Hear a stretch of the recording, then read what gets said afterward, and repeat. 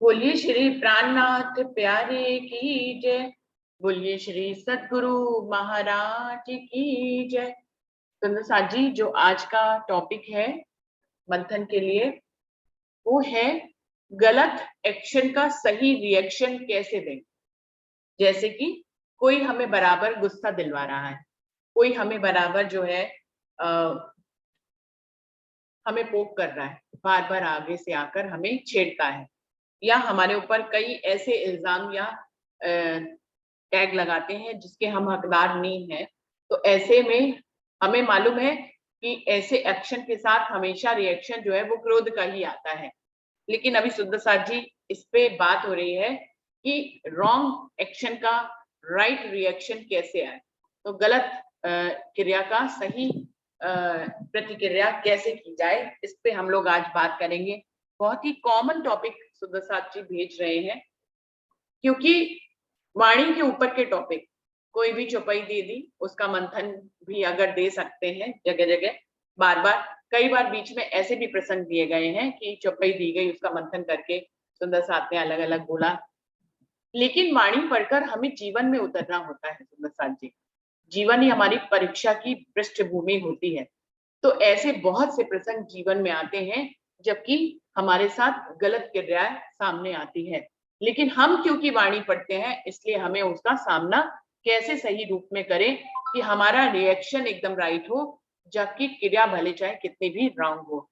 तो वाणी पढ़कर हमें क्या समझ में आता है कि हम जीवन के क्षेत्र में जब उतरे, तो इस तरह की परिस्थितियों का सामना हम कैसे करें। ये तो सभी को मालूम है कि अगर रॉन्ग रिएक्शन होता है तो हमारे दिल में भी रॉन्ग एक्शन होता है, तो हमारे दिल में रॉन्ग रिएक्शन आता ही आता है। लेकिन उसको कैसे हम रोकें, कैसे हम एक सामने वाले को सही रिएक्शन दें, इस पे हम लोग आज बात करेंगे। पूरे भाव मैंने टॉपिक में प्रस्तुत किए हैं सुंदर साथ के, कि वो क्या सुनना चाहते हैं, क्या बोलना चाहते हैं। तो सुंदर साथ जी, कौन इस बारे में कुछ बताना चाहेंगे, कौन शुरुआत करेंगे? प्रणाम जी। प्रणाम जी, नरेश भाई जी बताएंगे। कोई देत कसाला तुमको तुम भला चाहिए तेरे, कोई देत कसाला, कोई हमको अगर कसाला देते हैं या दुख जैसी कोई बात करते हैं, गलत प्रतिक्रिया करते हैं, तो हमको दुख होता है।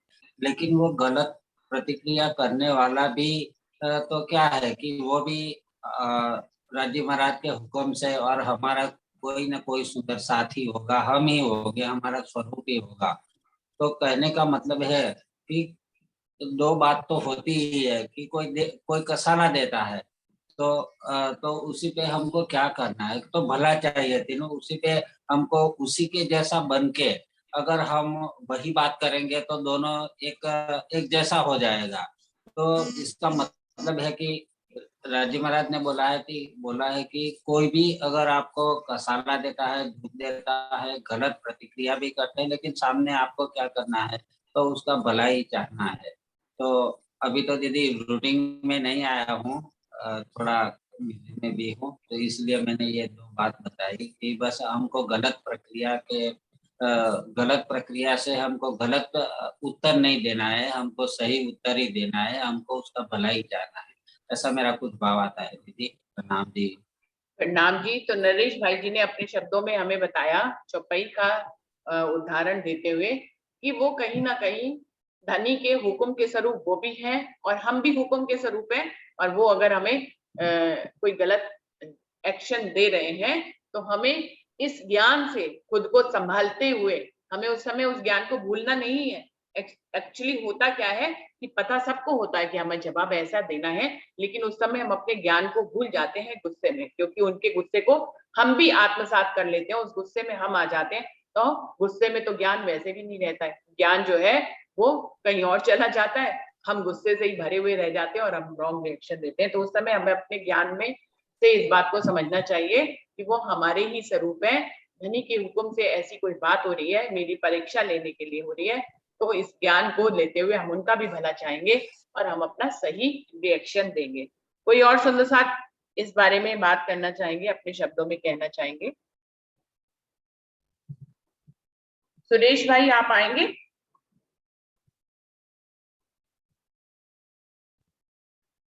सुरेश भाई। जी प्रणाम जी।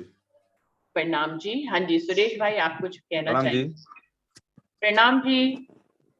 प्रणाम जी। प्रणाम। हाँ, जो गलत प्रतिक्रिया ऐसे तो कॉमन बात है, लेकिन हमें कोई भी सुंदर साथ अगर कैसा भी व्यवहार करता है तो हमें तो उनके साथ अच्छा ही व्यवहार करना चाहिए। तो फिर वाणी के हिसाब से तो थोड़ा देखना पड़ेगा। बराबर है, ऐसे तो कॉमन प्रश्न है, लेकिन मेरा तो ये कहना है कि जो जी, और कोई सुंदर साथ इस बारे में कुछ बताना चाहेंगे? भी अगर हम गलत सुरेश भाई जी, आपकी आवाज नहीं आ रही है बिल्कुल भी। सुरेश भाई, आपकी आवाज नहीं आ रही है।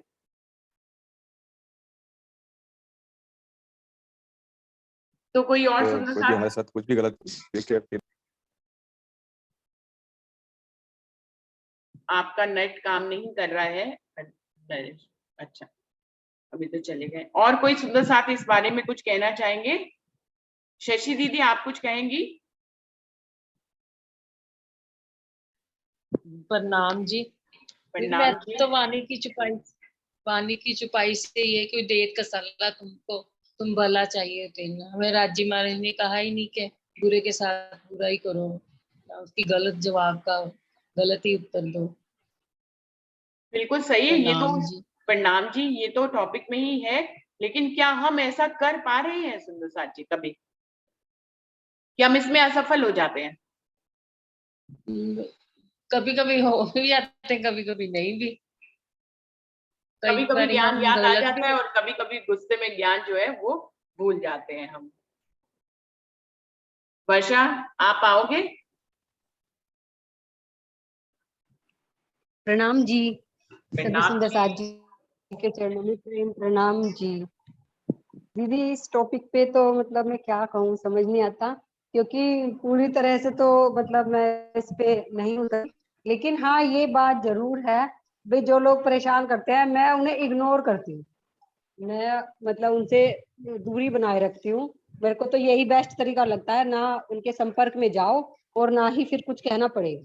क्योंकि कई बार ऐसी स्थिति उत्पन्न हो जाती है कि कोई बहुत ही ज्यादा वो कर देता है तो अपने मुंह से कुछ निकल जाता है, तो मैं सोचती हूँ उससे अच्छा है कि उससे मैं हटके ही चलती हूँ। जहां तक होता है तो चुप रहती हूँ, लेकिन यदि लगता है कि अब सर के ऊपर से पानी गुजर गया, अब चुप रहने से बात नहीं बनेगी, तो फिर बोल भी देती हूँ। तो मुझे बोलने के बाद फिर पछतावा भी होता है कि मैं एक तरफ तो दावा लेती हूँ परमधाम की अंगना होने का, दूसरी तरफ मैंने ये क्या किया। तो मुझे तो बेस्ट सोल्यूशन यही लगता है कि मैं तो ऐसे लोगों से मतलब दूरी बनाए रखती हूँ। प्रणाम जी दीदी।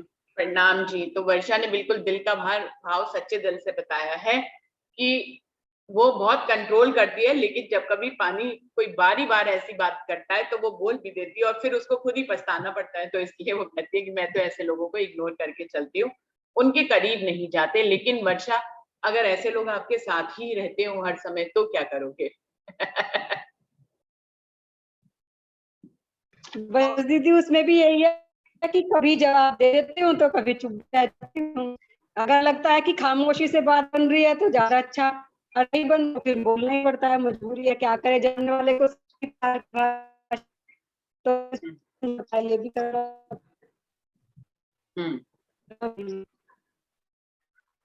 बिल्कुल सही। कोई और सुंदर साथ इस बारे में? रंजना दीदी, आप कुछ बोलेंगे?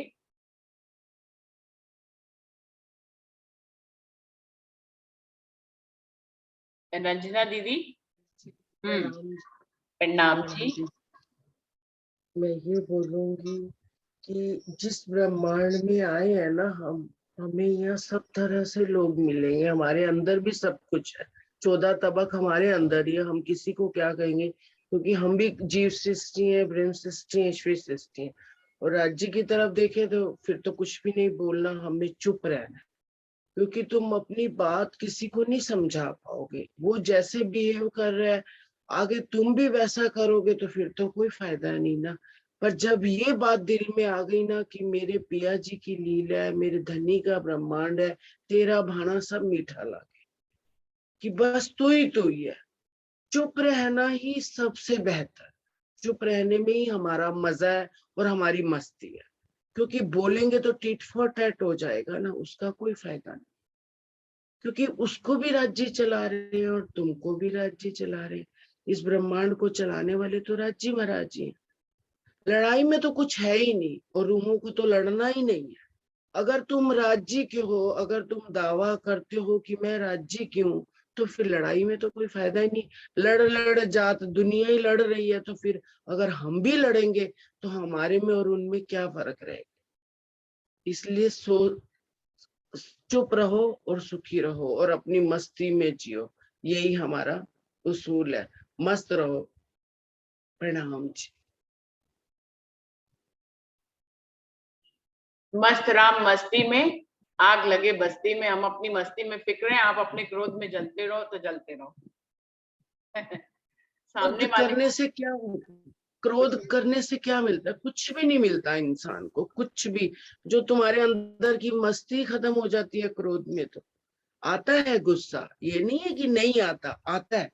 पर फिर अज्जी जब याद आते हैं, अच्छा चलो उसने कहा, चलो तुम चुप हो जाओ। अगर तुम बोलोगे साथ में तो क्या होगा? फिर लड़ाई बढ़ेगी और बढ़ने में, लड़ाई में कोई फायदा नहीं है। जो प्रेम में सुख है, मेरे मीठे बोले साथ जी, हुआ तुम्हारा काम। प्रेम में मगन होइयो, खुलिया दरवाजा धाम। वही रूह मस्त रह सकती है जो ये चौपैया बार बार वाणी पढ़ के, उसी मस्ती में रह के, सत्संग करके, तभी मस्ती आती है। बाकी तो जिस ब्रह्मांड में बैठे हैं यहाँ सब कुछ है, सब कुछ है। प्रणाम जी।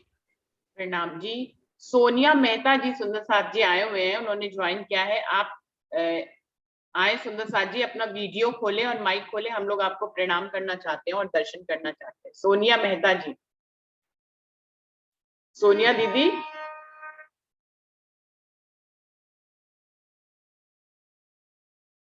सोनिया दीदी आप आ सकते हैं सामने।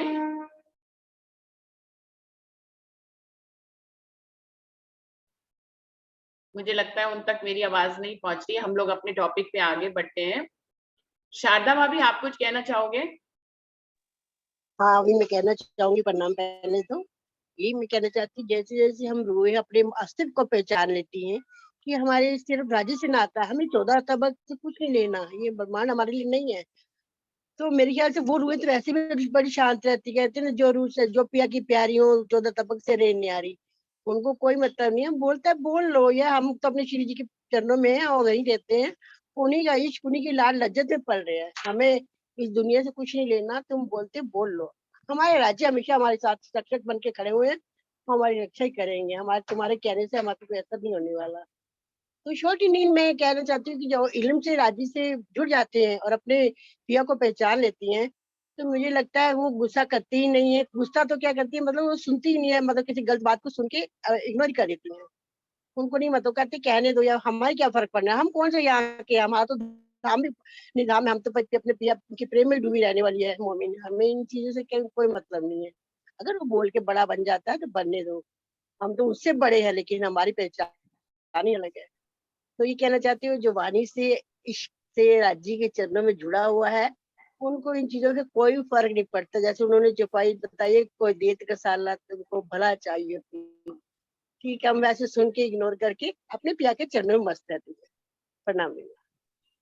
प्रणाम जी। तो हम अपनी मस्ती में कोई खलल ना डालें। यदि हमने क्रोध कर लिया तो हमारी मस्ती में भी विघ्न पड़ जाता है, इसलिए क्रोध का दूर जवाब दूर दूर क्रोध रहते से, हैं, ऐसे लोगों से दूर ही रहते ऐसे लोगों हैं। से ये दूर। ऐसे लोगों से दूर ही रहना ठीक रहता है, क्योंकि अपने में अपने इस लाल लज्जत में कोई, मतलब वो जीवन ना आए, इसलिए सोचते हुए अपने दूर रहो। अपने पिया के, मतलब जो हमारे पिया के साथ, उसी का संग अपना नाता है। इनसे कुछ नहीं है हमारे को मिलने वाला, सिवाय मतलब माया की झूठे छल कपट ऐसे विचारों को लेने से अच्छा है तुमसे दूरी बनाए रखो। प्रणाम। प्रणाम जी, प्रणाम जी। श्याम भाई, आप कुछ कहना चाहेंगे?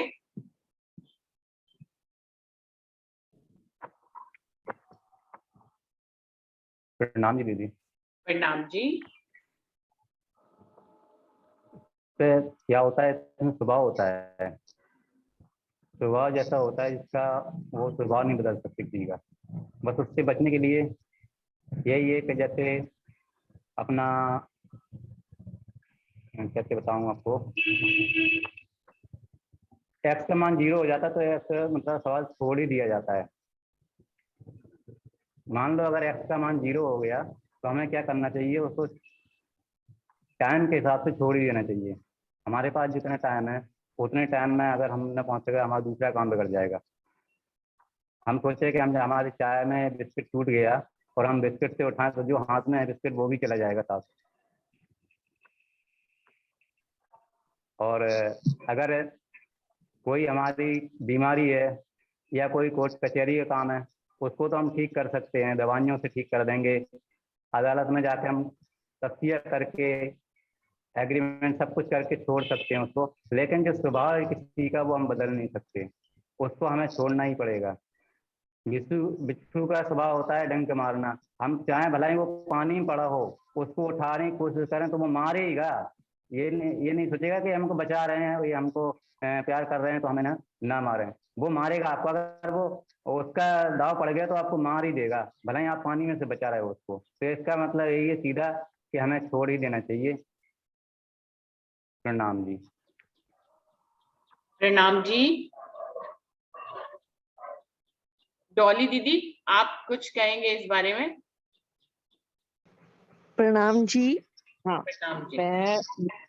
हाँ, आपने जो प्रश्न किया है कि गलत एक्शन का सही रिएक्शन कैसे दें, तो इसके लिए तो अभ्यास की जरूरत है कि हम मौन का अभ्यास करना शुरू करें धीरे धीरे, कि क्विक रिएक्शन ना दें कि हमारे अंदर, क्योंकि ऑटोमेटिकली एक अंदर मनुष्य के ये क्योंकि मस्तिष्क काम करता है ना, तो जैसे किसी ने हमें क्रोध भरे बातें कही तो तुरंत आएगा, अरे मतलब इतना हमें प्रोवोक कर रहे हैं कि तुरंत कई बार जवाब आ जाता है। तो हमें प्रैक्टिस इस बात की करनी पड़ेगी कि हम क्विक रिएक्शन ना ही दे, मौन ले। थोड़ी देर के लिए अगर हम मौन हो गए ना तो हमारा अभ्यास धीरे धीरे बन जाएगा, क्योंकि हम जैसे प्रेरणात्मक प्रसंग बहुत पढ़ते हैं, बीतक में भी आते हैं कि श्री जी को ऐसे ऐसे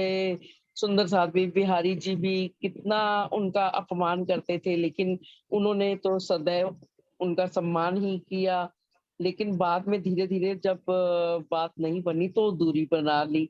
ठीक है, ये दूरी वाला विचार भी सही है कि हम विषैले लोगों से या जो विषाक्त लोग हैं, जो क्रोध करने वाले हैं, अगर हम उनसे थोड़ा थोड़ा दूरी बनाए रखें। दूसरी बात, और जो लेकिन हमें जो उदाहरण मिलते हैं कि संत जन जो कहते हैं कि निंदक नियरे राखिए आंगन कुटी चवाए, बिन साबुन बिन पानी के निर्मल करे सुभाए। कि कबीरदास जी ने तो ये फरमा दिया कि हमें अपने निंदकों को तो अपने आंगन में कुटिया बनाकर रख लेना चाहिए, अर्थात कि वो तो अगर हमारे दोष निकाल भी रहे हैं कि हमें अपने स्वभाव को ऐसा बनाने का अभ्यास कर लेना चाहिए कि हमें लगे कि वो हमारे अवगुण दूर करने का प्रयास कर रहे हैं। अगर हमारी वो साधारण शब्दों में कहें कि हमारी निंदा कर रहे हैं और हमें गलत बता रहे हैं, तो हम अपने मन को ये सोचें कि वो हमें निर्मल कर रहे हैं। तो दूसरी बात, वाणी में भी बीतक में तो बहुत सारे ऐसे उदाहरण मिलते हैं कि जैसे में कि किसी ने क्रोध किया, तो अब महात्मा बुद्ध की बात मैं अलग से लेती हूँ, क्योंकि बीतक तो हम सब पूरी सुन ही चुके हैं।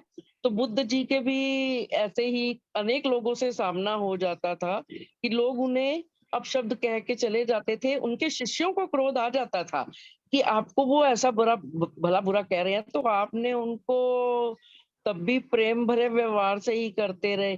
तो इसके लिए तो एक बहुत अच्छी और जो दोहा याद आ रहा है, जो तो को कांटा बोए तू बो दे वाको फूल, तुमको फूल को फूल है वाको है त्रिशूल। अगर कोई हमें दुख दे रहा है तब भी हम उसे प्रेम ही करें, यानी हमारी भावनाओं को कोई आहत कर रहा है फिर भी हम उसे प्रेम का व्यवहार बनाए रखें, उस गलत शब्दों को अपने हृदय तक पहुंचने ही ना दे।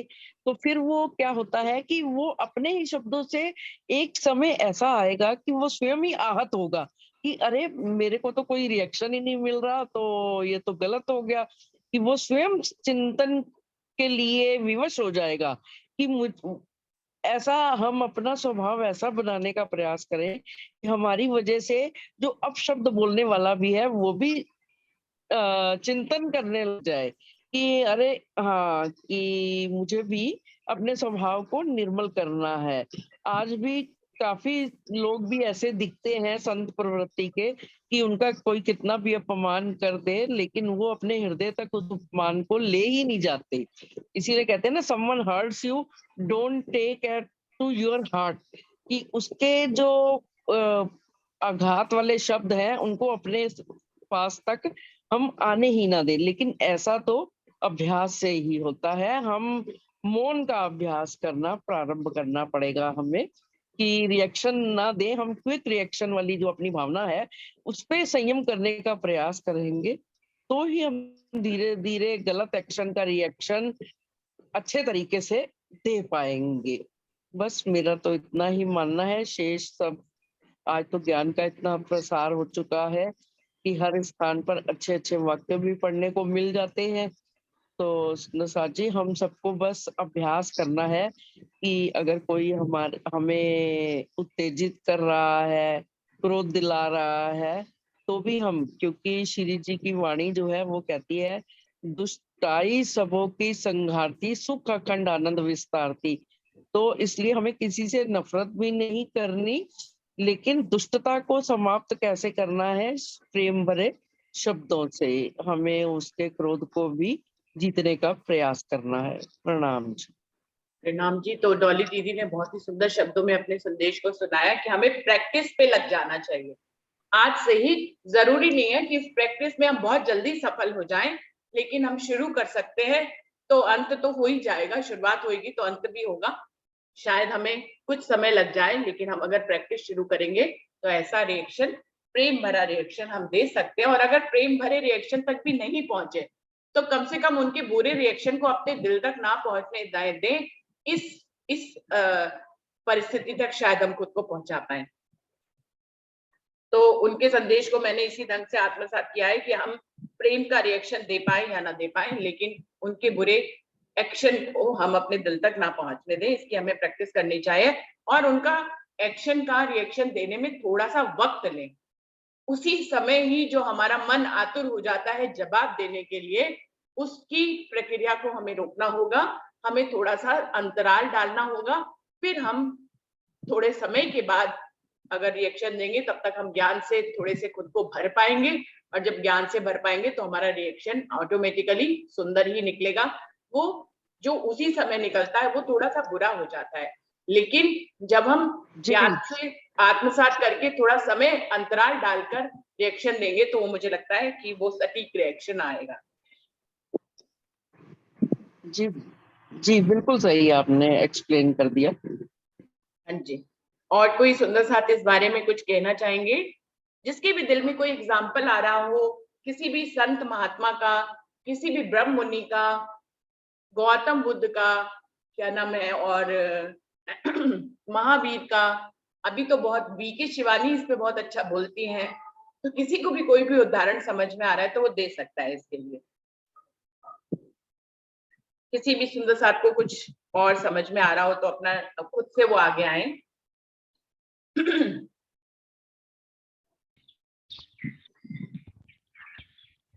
अरविंद भाई जी बताइए। प्रणाम सुंदर साथ जी। प्रणाम जी। इसके बारे में तो महामती ने अपनी चौपाई में कहा है कि श्री महामती का ईमान इशक शुक्र गरीबी सबर, इन विद्रोह दोस्ती धनी की, प्यार कर सके तो कर। अब इसमें धनी से प्यार करने का तरीका बताया है। तो धनी कहाँ पर है? धनी परमधाम में भी सब और है, सब धनी है, और इस स्वप्नवत जगत में भी धनी तो सब कुछ है।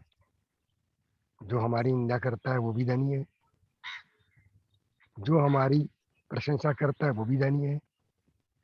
तो हमको प्रशंसा में अधिक फूलना नहीं है, अपने अहंकार में आना नहीं है, और कोई हमारी बुराई करता है विरोध करता है, वो भी धनी का स्वरूप है।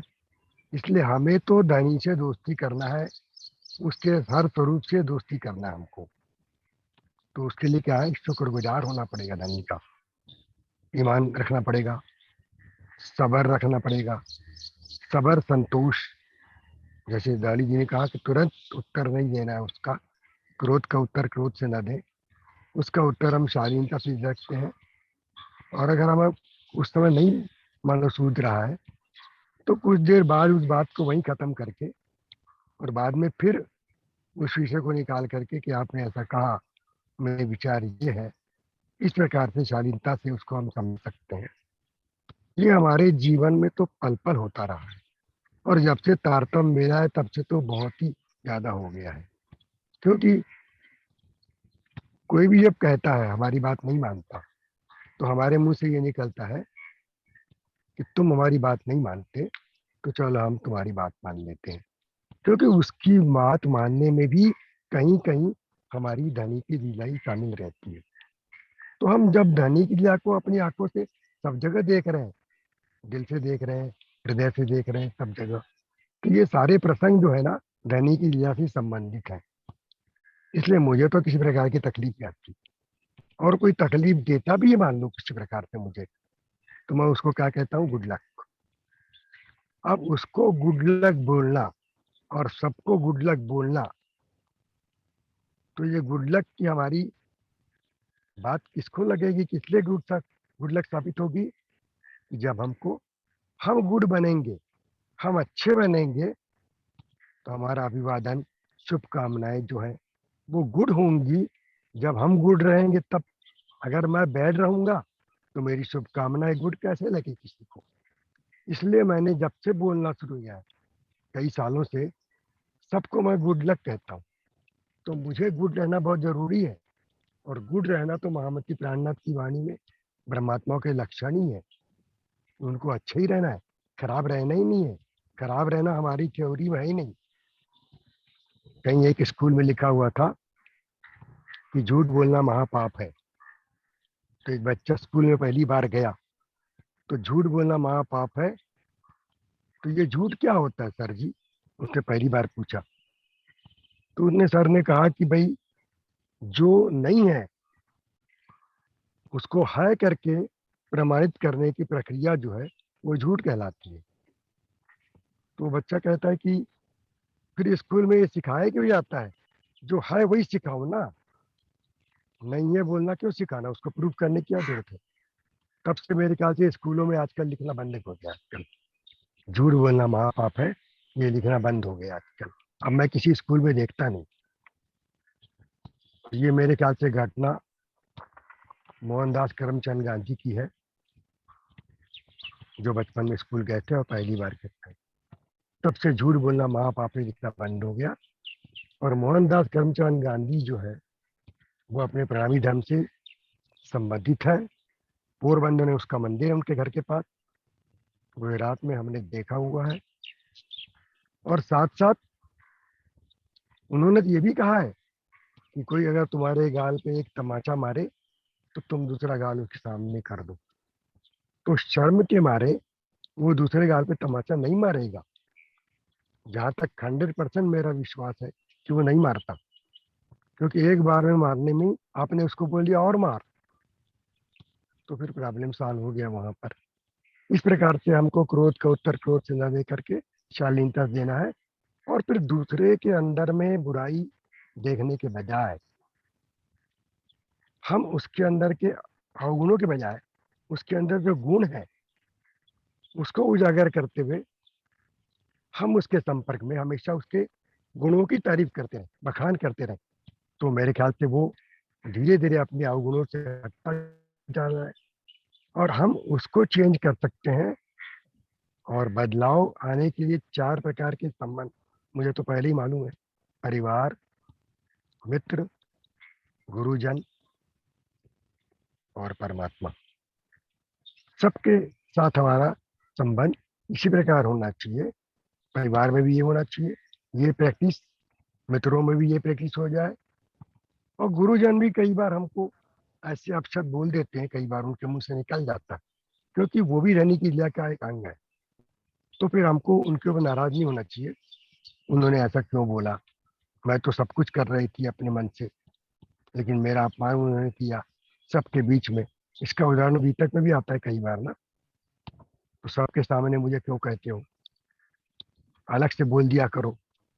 तो ये सारे उत्तर और प्रश्न जो है हमारी वाणी के आधार पर हम विचार करें, वाणी को पूरी पढ़ें, बीतक को पढ़ें, समझें। अगर हम समझ लेंगे ना तो इस प्रश्न का उत्तर तो अपने आप हमको मिल जाएगा। इस सारी दुनिया अगर हमसे गलत व्यवहार करती है, लेकिन हमारा व्यवहार अगर परम धाम की रहनी में आ जाए, क्योंकि हमें धनी की दोस्ती करना है और धनी सब रूप में लीला कर रहे हैं, ये हमारा विश्वास होना चाहिए, परम विश्वास। तो मैं समझता हूँ मुझे किसी प्रकार की, मुझे या किसी को भी किसी प्रकार का कष्ट नहीं होता है। मैं तो ये प्रैक्टिस में लग गया हूँ और मुझे सफलता मिल रही है। सफलता पहले भी थी अलग अलग कारणों से, सफलता आज भी है और सफलता कल भी रहेगी। प्रणाम जी। प्रणाम जी। और कोई सुंदर साथ कुछ इस विषय में कहना चाहें, क्योंकि इसको कल तक नहीं ले जाएंगे, ये विषय हम आज ही खत्म करेंगे। और किसी सुंदर साथ को कुछ कहना है? सुंदर साथ जी, मैंने वीके शिवानी जी की कुछ वीडियो सुनी हुई है, उसमें इसके बारे में बहुत ही अच्छा उन्होंने बोला है। उन्होंने बोला है कि यदि हम किसी के लिए क्रोध का भाव अपने दिल में लाते हैं, किसी ने हमारे ऊपर क्रोध किया और हमने उसके लिए प्रत्युत्तर में क्रोध का भाव लिया, तो सबसे पहले क्रोध कहाँ आया? सबसे पहले क्रोध का क्रिएशन कहाँ हुआ? हमारे अंदर हुआ। हम दूसरे के ऊपर तो तब फेंकेंगे ना जब पहले हम पहले हमें अपने अंदर जगाना होगा। और चाहे उसकी बात से हमारे अंदर जग गया तो जगह कहाँ? हमारे अंदर जगह। क्रोध हमेशा हानिकारक होता है, वो एक विषैला तत्व है। तो उस विषैले तत्व को सबसे पहले ग्रहण किसने किया? दूसरे के ऊपर फेंकने से पहले उस विषैले तत्व को हमने ग्रहण किया, अपने अंदर क्रिएट किया। तो पहले नुकसान तो हमारा ही हो जाएगा। उसका नुकसान तो हम जब करेंगे, उसको उत्तर तो हम जब देंगे, तब देंगे।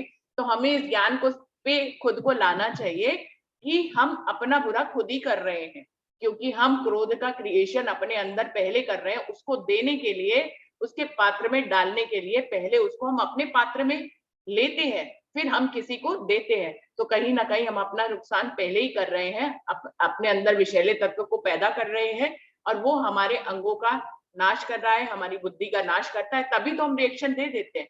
क्यों? क्योंकि उस विषैले तत्व ने हमारी बुद्धि को उस समय नाश कर दिया और हमें ज्ञान से दूर कर दिया। हम ज्ञान से भरे हुए थे, हमने अपने पात्र को ज्ञान से भरा हुआ था, लेकिन जैसे ही क्रोध आया, अभी तो बात हुई कि क्रोध आते उस समय ज्ञान काफूर हो जाता है, तो कितनी भी ज्ञान की बातें कर ले वो टिकी नहीं रह जाती है। तो इसलिए क्रोध का पात्र पहले हम स्वयं बनते हैं, फिर हम किसी पे फेंकने की काबिल बनते हैं, लेकिन उससे तब तक हमारा नुकसान हो चुका होता है। जब क्रोध ना आए उस समय हम इस बात को अच्छी तरह से समझें कि इस क्रोध से नाश हमारा ही हो रहा है। ये जो हम उल्टे जवाब देने का जो एक्शन का रिएक्शन करने की सोचते हैं, और फिर उस रिएक्शन का क्या होता है, वो खाली उसी समय हमारा नुकसान नहीं करता, वो विषैला तत्व उस सामने वाले को देने के बाद भी हमारे दिल में ही रह जाता है, हमारे दिल में ही रह जाता है, वो हमारा दिन रात भी खराब करता है। वो विषैला तत्व उस इंसिडेंट के बाद भी हमारे अंदर बचा रह जाता है। हम उसके बारे में बार बार सोचते हैं, उसने ऐसा कहा, फिर हमने ऐसा कहा। तो हमारी जो दिन रात का जो समय होता है उस इंसिडेंट के बाद भी खराब होने लग जाता है। वो इंसिडेंट तो गुजर जाता है, लेकिन उसके बाद भी वो विषैला तत्व हमें काफी दिनों तक खराब करता रहता है, और फिर उसके बाद कहीं जाकर हमारा उससे छुटकारा मिलता है। जब कोई और इंसिडेंट इंपॉर्टेंट लाइफ में आ जाता है तो वो वाला इंसिडेंट हमसे छूट जाता है। और जब तक ऐसा नहीं होता है, वो क्रोध जो विषैला तत्व है वो हमारी हर चीज में शामिल हो जाता है, हमारे खाने में शामिल हो जाता है।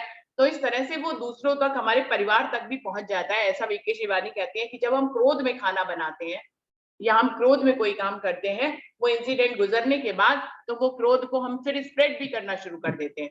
चाहे खाने के रूप में स्प्रेड कर दें, हमने किसी को पानी पिलाया तो हमने पानी के रूप में स्प्रेड कर दिया, तो इस तरह से हम अपने अंदर का विषैला तत्व सब जगह फिर स्प्रेड करने लग जाते हैं इनडायरेक्ट रूप में। चेहरे पे नहीं दिखाई दे रहा होता है, लेकिन वो हमारे अंदर काम कर रहा होता है, और इस तरह से फिर जो है हम उसको बहुत दूर तक ले जाते हैं। इसलिए हमें उसको अपने अंदर लेना ही नहीं चाहिए, जिससे कि ना तो वो हमारे अंगों को खराब करे वो विषैला तत्व, और फिर हमारे माध्यम से औरों के अंगों को खराब करे। इसलिए हमें उसको लेना ही नहीं चाहिए, उस विचार को क्रिएट ही नहीं करना चाहिए। गुस्से का विचार अच्छा विचार नहीं है, हमें पॉजिटिव विचारों को क्रिएट करना चाहिए, जिससे कि जब कभी हम कोई काम किसी के लिए करें, कोई सेवा करें, किसी के लिए भोजन बनाए या उसको जल दे, तो हमारे अंदर से पॉजिटिविटी उसके अंदर जाए, ना कि नेगेटिविटी जाए।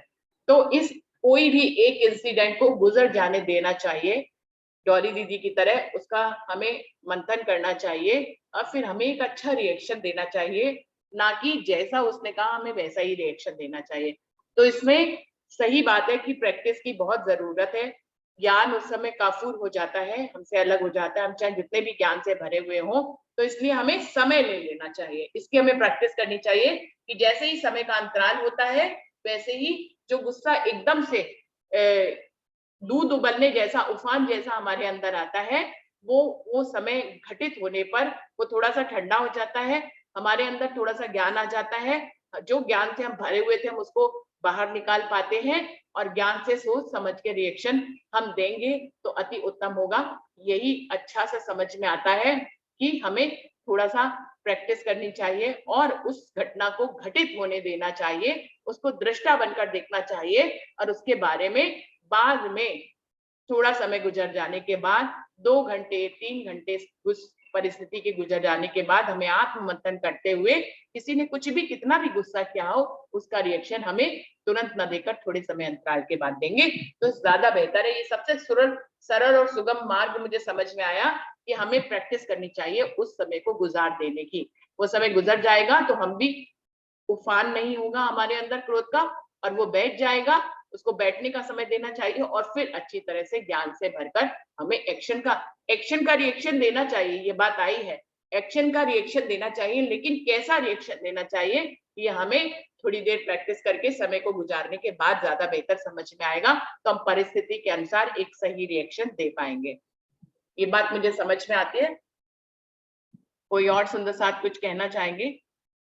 कम ही सुंदर साथ ने बोला, लेकिन अति उत्तम बोला, और इसका सोल्यूशन समझ में आ गया है। और भी कोई सुंदर साथ कुछ कहना चाहेंगे इस बारे में तो जरूर से कहें।